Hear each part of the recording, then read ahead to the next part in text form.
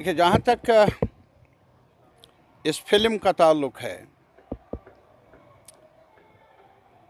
मेरी नज़र में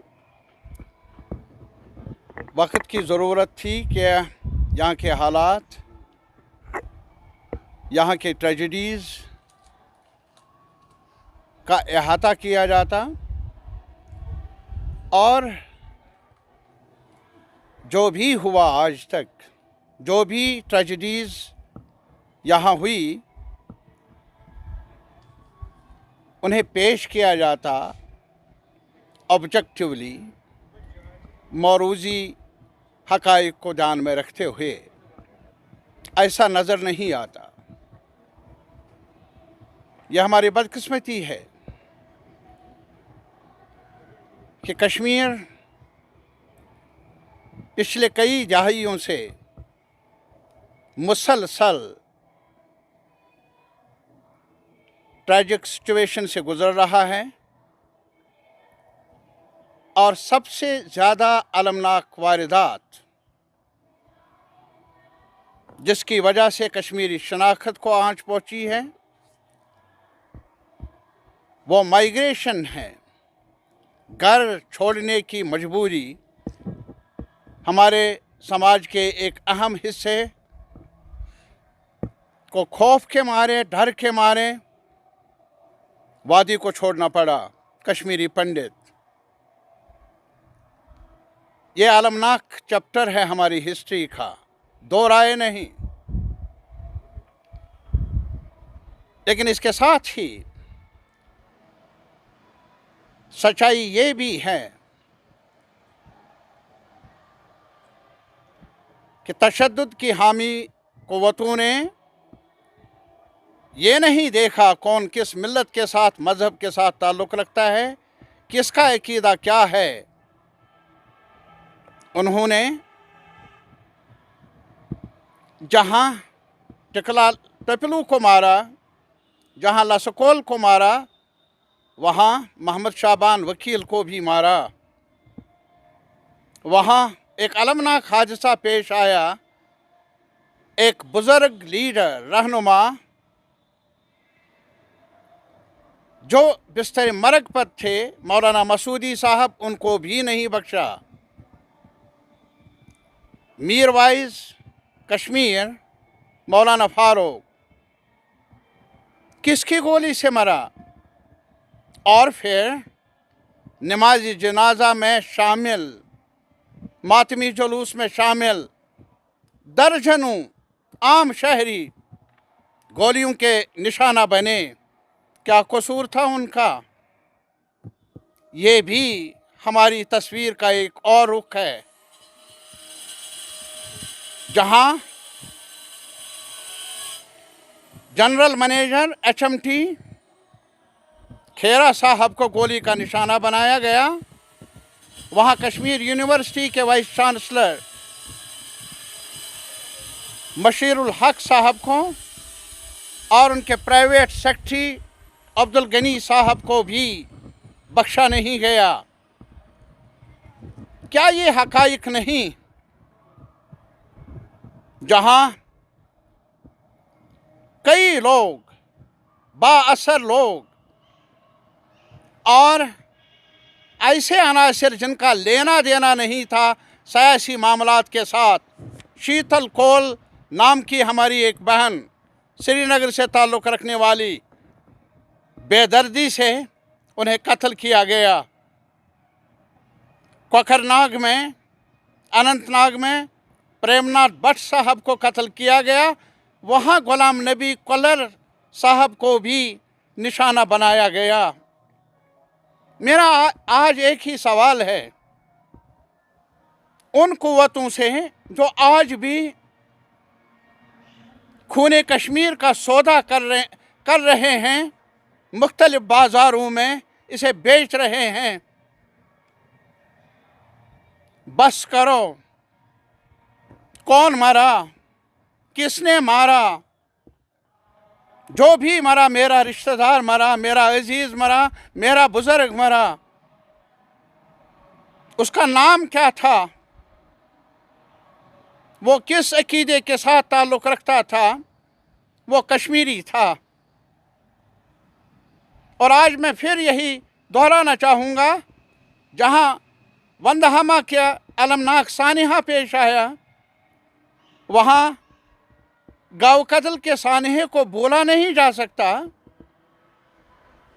जहाँ कहीं और गांदरबल के अलावा बड़गाम में कुछ हमारे माइनॉरिटी कम्युनिटी के साथ ताल्लुक़ रखने वाले बेगुनाह भाइयों और बहनों को मारा गया, वहाँ कुपवारा में एक बस आ रही थी बांडीपोरा से, बस के मुसाफिरों को किसने मारा? जहाँ सोपोर की एक मासूम हमारी बहन की असमत फरोशी की और उसे कत्ल किया गया, एक पंडित घराने से उसका ताल्लुक़ था। वहीं पर कनन पोशपोरा का सानिहा भी हमारे सामने है। किसकी इज्जत लूट गई, किसने इज्जत हमारी उस पर शब खून मारा? मैं तो आज भी ये चाहता हूँ प्राइम मिनिस्टर साहब, जुर्रत का मुजाहिरा कर लीजिए। आज अफ्रीका की तरह जब अपार्थीड था वहाँ, उसके बाद एक कमीशन बनाया गया, ट्रूथ एंड रिकन्सिलिएशन का कमीशन, एतबारियत का कमीशन, ये जानने के लिए कौन मरा, किसने मारा।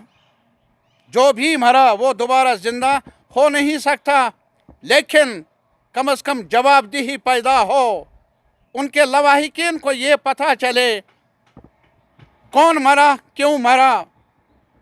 आज ये भी कहा जाता है कि ये सियासी पार्टी और वो सियासी पार्टी। मेरा एक सवाल है,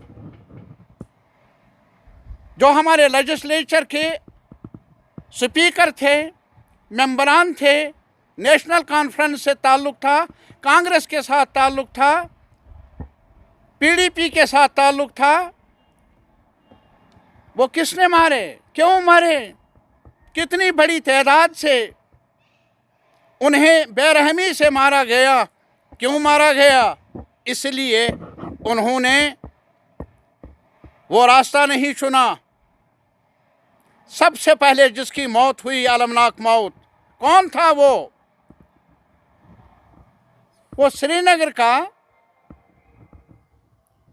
नेशनल कॉन्फ्रेंस का कारकुन था, मोहम्मद यूसुफ हलवाई। महज इसलिए कि जब इंतहा पसंदों ने कहा कि 15 अगस्त पर ब्लैकआउट हो, उसने मुखालफत की, वो था।